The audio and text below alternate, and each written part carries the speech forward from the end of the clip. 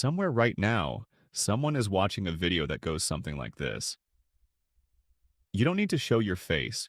You don't need to write scripts. You don't even need to edit. Hire people on Fiverr, use AI for the voice, and you'll have a channel making $5,000 a month in 6 months. Completely passive. It's one of the most repeated promises on the internet right now, and it's repeated so often that it started to sound like a fact instead of a pitch. Faceless channels, automated content, hands-off income, all running while you supposedly sleep. Here's what almost none of those videos tell you. Running a YouTube automation channel is not actually automated, and it's not actually passive king. At least not for the person trying to make it profitable. What it actually is, once you strip away the marketing language, is a small content production company with a payroll, a quality control problem, and a platform that changes the rules whenever it wants. Let's go through what this business actually costs and why almost nobody talks about the parts that matter. The pitch is simple. Outsource everything. A scriptwriter does research and writing. A voiceover, either a hired freelancer or an AI voice generator, reads the script. An editor pulls stock footage, adds captions, and assembles the final video. A thumbnail designer makes the cover image. You, the channel owner, supposedly just approve the final product and collect ad revenue.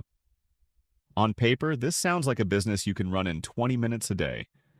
In practice, the entire pitch depends on one assumption that almost never survives contact with reality: that a team of freelancers you've never met, working independently, will consistently produce something coherent, accurate, and good enough that people actually want to watch it. That assumption is where most automation channels quietly start to fall apart. Let's talk about what it actually costs to get one of these channels running.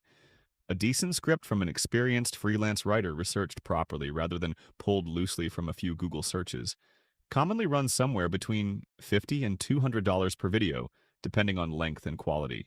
Voiceover work, if you're not using a synthetic voice, adds another chunk. Anywhere from $30 to $150 depending on the narrator's experience and how much editing their audio needs afterward. Video editing is usually the biggest line item.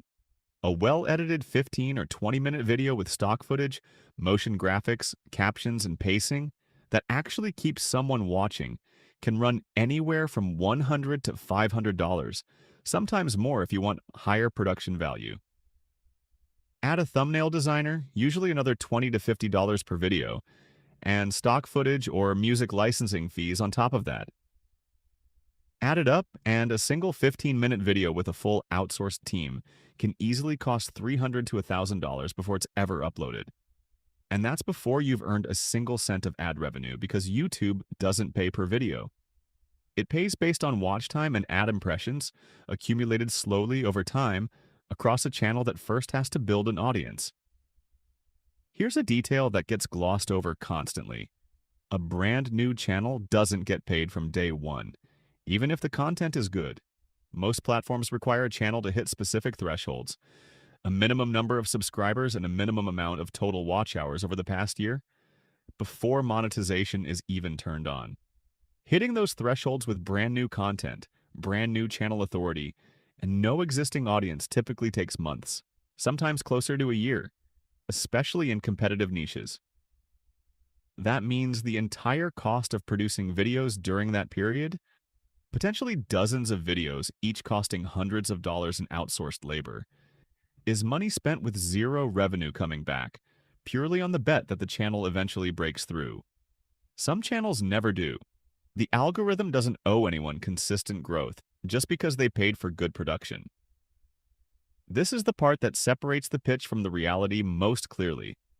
The videos promising passive income in 6 months are almost always talking about a best-case outcome, quietly treating it as the typical one.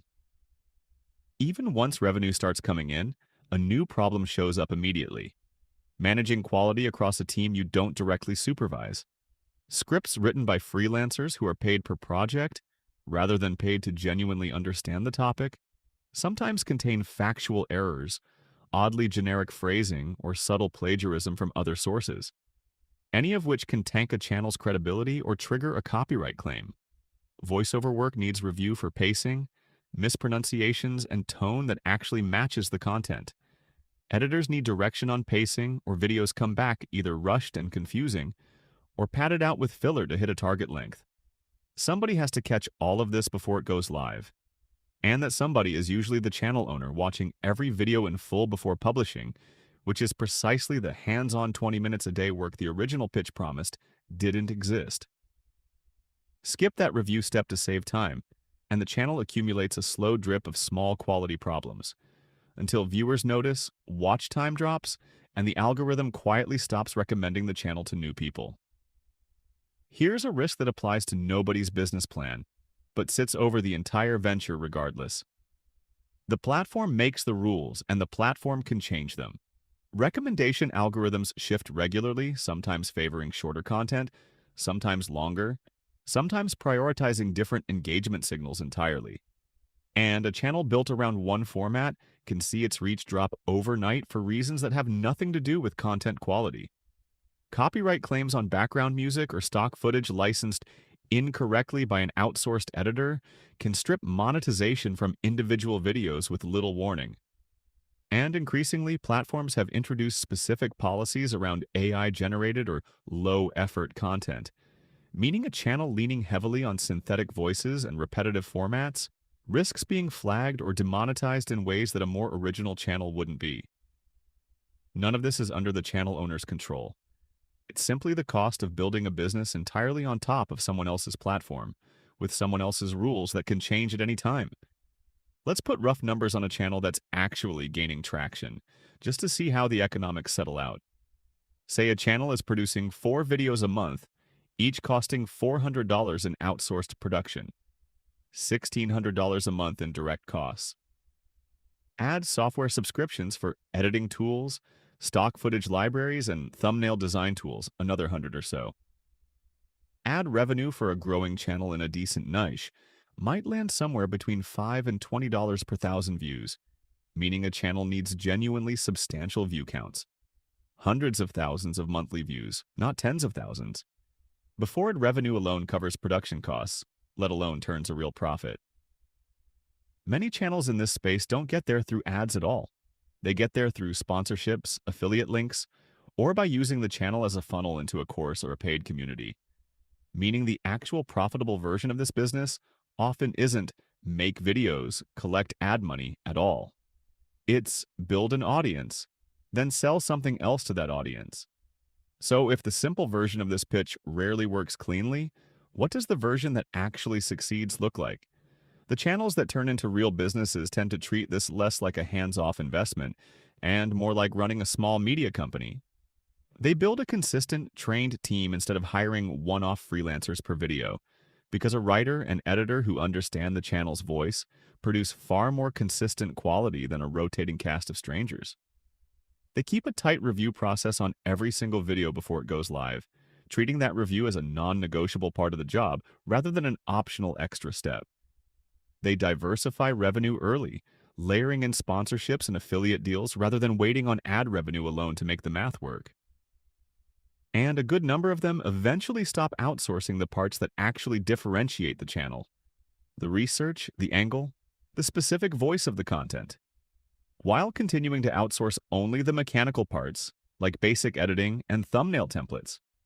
In other words, the operators who make real money aren't running an automated channel at all.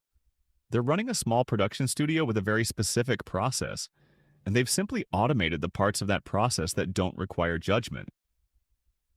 A few more things worth knowing before diving in. Freelancer turnover is constant in this space. Writers and editors who work per project rather than as employees often move on quickly, meaning institutional knowledge about the channel's voice and audience has to be rebuilt repeatedly. Niches get saturated fast once a topic starts performing well, since dozens of similar automated channels often copy a successful format within weeks, splitting the same audience across far more content. And channels that lean entirely on synthetic voices and templated visuals can struggle to build the kind of loyal audience that survives an algorithm change, since there's often nothing distinctive enough to make a viewer seek the channel out, specifically rather than just watching whatever the algorithm serves up next. None of these are reasons the model can't work. There are reasons the passive framing is doing a lot of quiet, misleading work in how this business gets marketed. Here's the pattern stated plainly: a YouTube